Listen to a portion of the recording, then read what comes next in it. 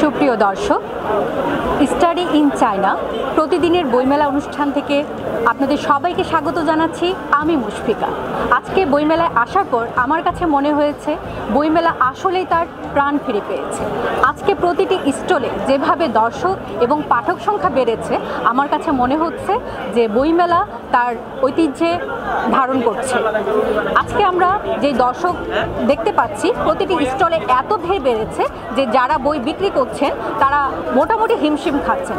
আজকে সেই দর্শকদের মধ্যে দর্শক, পাঠক, লেখক এবং প্রকাশকদের সাথে আমরা কথা বলবো। আশা রাখছি পুরো জার্নিটা আপনারা আমাদের সাথে থাকবেন।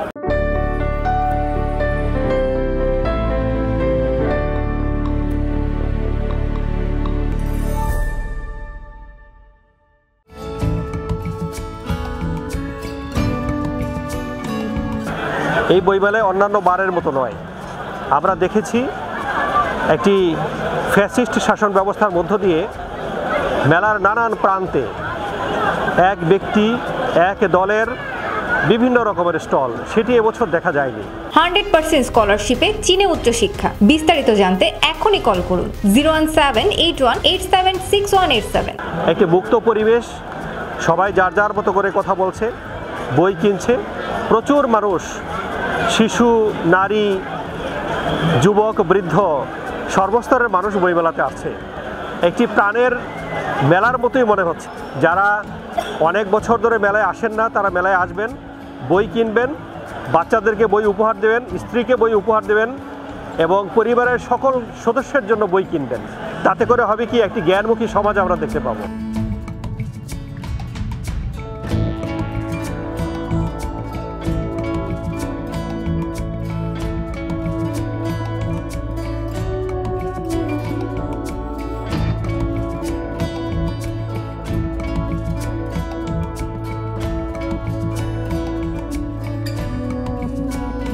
প্রিয় দর্শক, আমার হাতে এখন একটি বই আছে। সেই বইটি হচ্ছে কাব্যনাট্য সংকলন। বইটির নাম নিখোঁজ পাঁজর।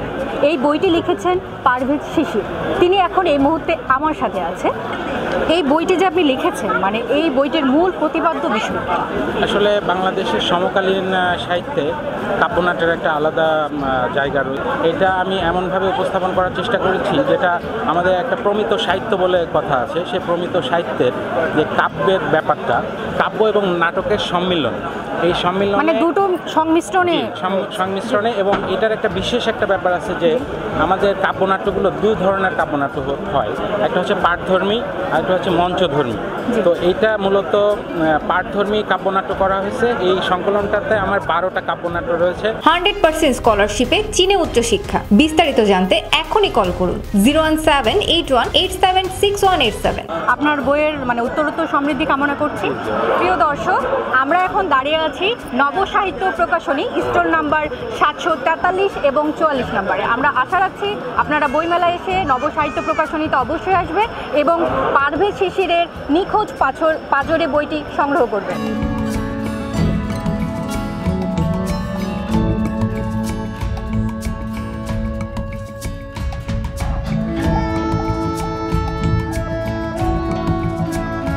আমার হাতে একটি বই আছে এবং বইটির নাম হচ্ছে তটিনী। নামটাই একটু মনে হচ্ছে একটু রোমাঞ্চকর, আপনারা বুঝতে পারছেন। এবং এই বইটি লিখেছে জাকিয়া সুলতানা শিল্পী। এই লেখিকার 7ম বই এবং 3য় উপন্যাস এই বইটি। এই বইটির মূল প্রতিপাদ্য বিষয়টি আপনি দর্শকদেরকে কি বোঝাতে চেয়েছেন, যে পাঠক আপনার বইটি পড়বে কি বুঝবে?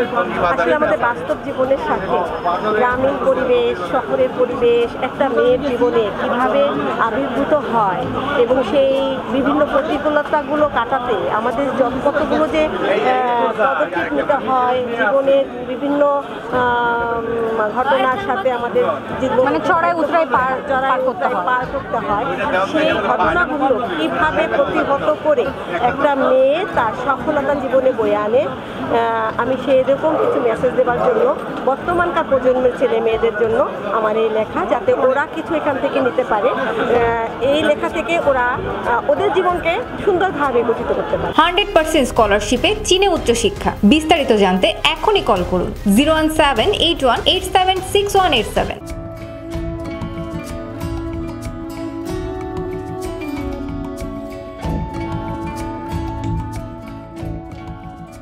মেলায় কাজ করতে কেমন লাগছে? অনেক ভালো লাগছে।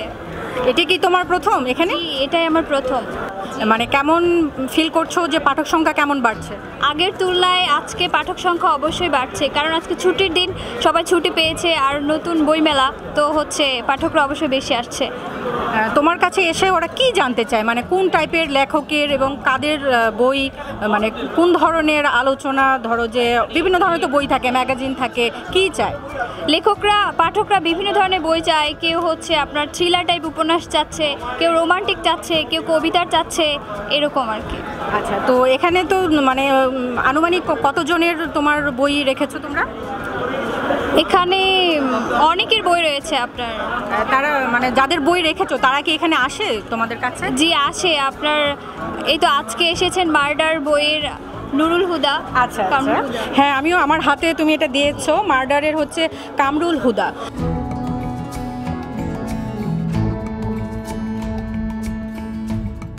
9টা বাজতে চললো, তবুও আমাদের দর্শক সংখ্যা এবং পাঠক সংখ্যার কমতি নেই। আপনারা পিছনে নিশ্চয়ই দেখতে পাচ্ছেন আজকে কি পরিমাণে ভিড়, এবং প্রতিটা স্টলে এত পরিমাণে উপচে পড়া ভিড় যে স্টলে যারা কাজ করছে তারা হিমশিম খাচ্ছে।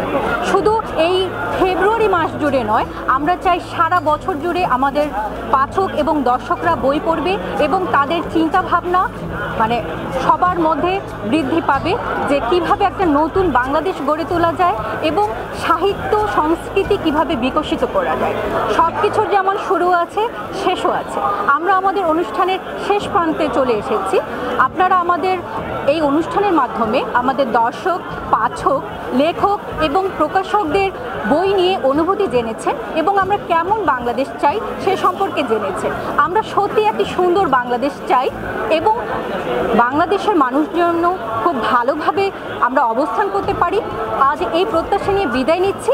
আবার দেখা হবে। আল্লাহ হাফেজ।